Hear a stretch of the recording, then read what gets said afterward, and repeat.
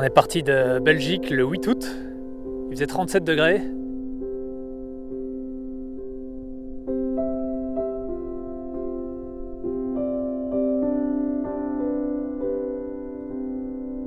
Entre-temps, on a appris qu'on ne pouvait plus passer par le Danemark si on voulait aller en Norvège. Donc on a décidé de complètement éviter le Danemark en prenant un ferry directement d'Allemagne vers Oslo.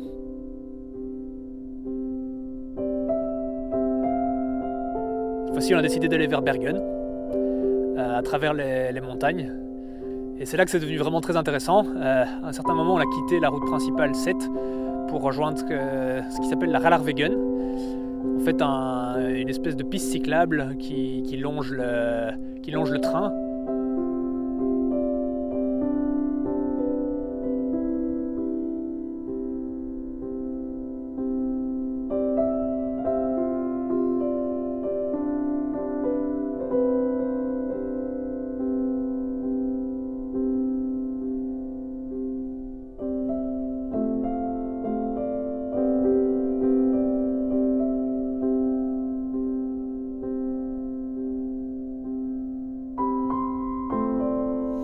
Dans un superbe bivouac pour la nuit dans le Hardangervidda et on se prépare un festin.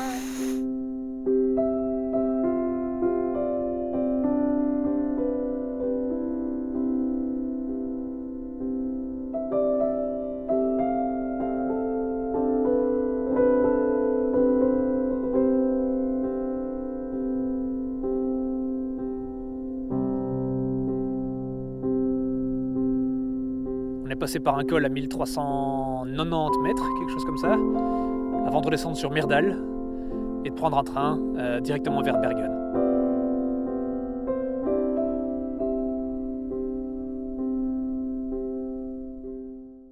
Ensuite, on a quitté Bergen. Cette fois-ci, la direction, c'est Ålesund. Et donc, pour traverser toute cette magnifique région de l'ouest de la Norvège, on a dû traverser un certain nombre de fjords en ferry.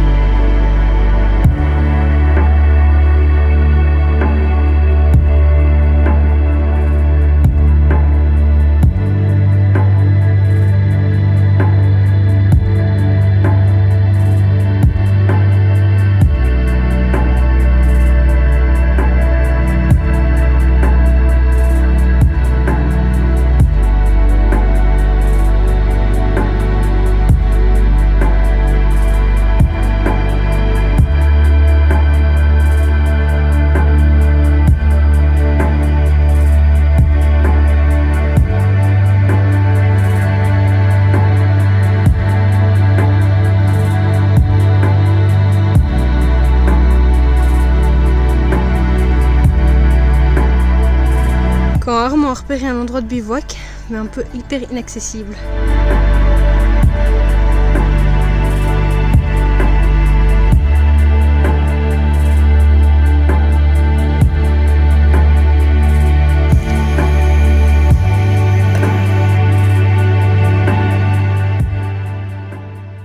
Et puis alors, juste avant d'arriver à Ålesund, c'est là que la météo a tourné, il a commencé à pleuvoir.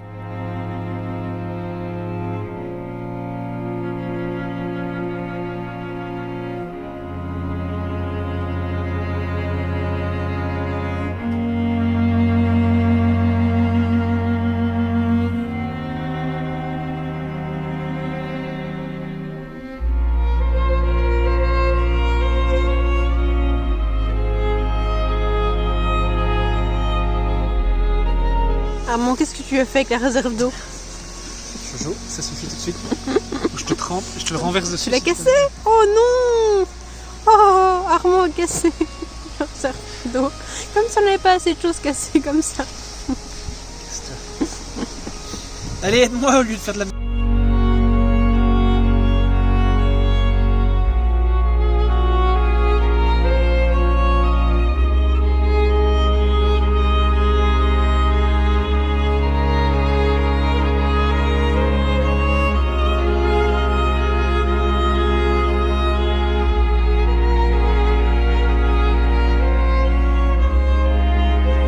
On a décidé de prendre une pause à Offersøy, dans une petite cabane au bord de fjord, sur vraiment cette petite île toute paumée au milieu de la route 17.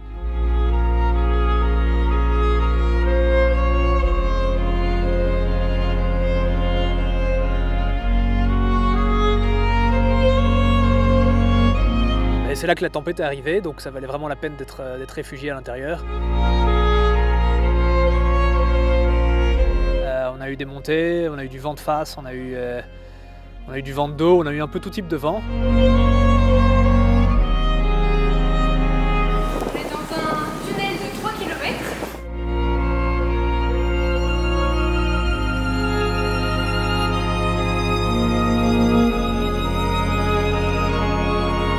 On vient de passer le cercle polaire, wouhou! On a eu plus de 3 semaines de pluie tous les jours, entre le 2 septembre et le 26 septembre, quelque chose comme ça. 24 jours de pluie, quoi. Ça devenait vachement pénible. Et oui, encore de la pluie.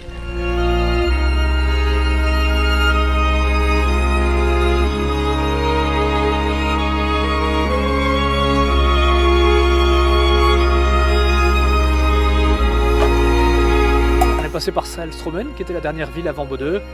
Là, on a eu l'occasion de voir des courants marins parmi les plus puissants au monde. Et puis, on est enfin arrivé à Bodø. Donc ça, on était content. On est même arrivé à temps pour prendre directement notre ferry. On s'est pas attardé à Bodø. On a pris le ferry vers les îles Lofoten. Et c'est là que la météo a tourné. Il a commencé à faire vraiment beau.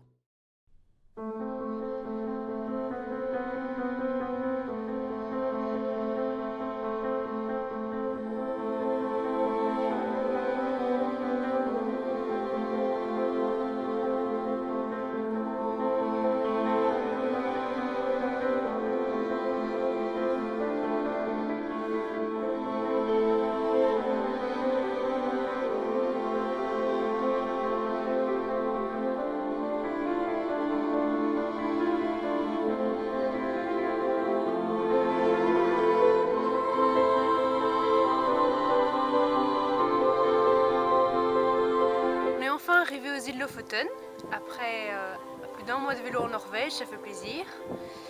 On est arrivé hier soir et ce matin on s'est levé à 5h30 pour monter au lever du soleil sur le Renbringen et avoir une magnifique vue sur Rennes.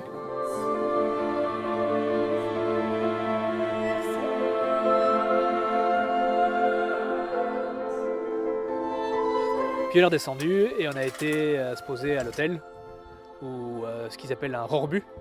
Donc c'est une cabane de pêcheurs rénovée.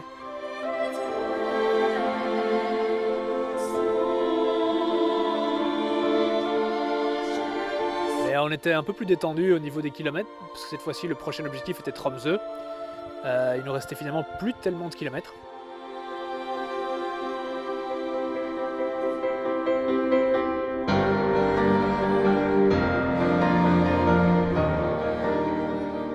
Et en plus, comme il faisait beau, on en a profité pour faire pas mal de petits détours dans les îles Lofoten.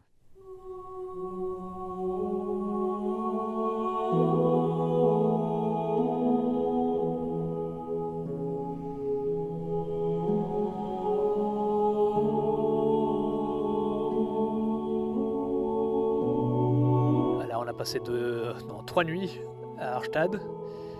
Et après Harstad, on s'est remis en route. On a pris un ferry, cette fois-ci un ferry de passagers, non plus un ferry de voiture, vers les îles Senja. Et c'est ici que nous sommes pour l'instant. Donc nous sommes au tout début de notre exploration des îles Senja, qui est un peu notre dernier objectif avant d'arriver à Tromsø. Mais ce qui est sûr, c'est qu'on arrive vraiment à la fin de l'automne, les feuilles sont tombées, les journées sont de plus en plus courtes, ils annoncent un peu de pluie pour ce week-end. Donc voilà, on sent que c'est la fin.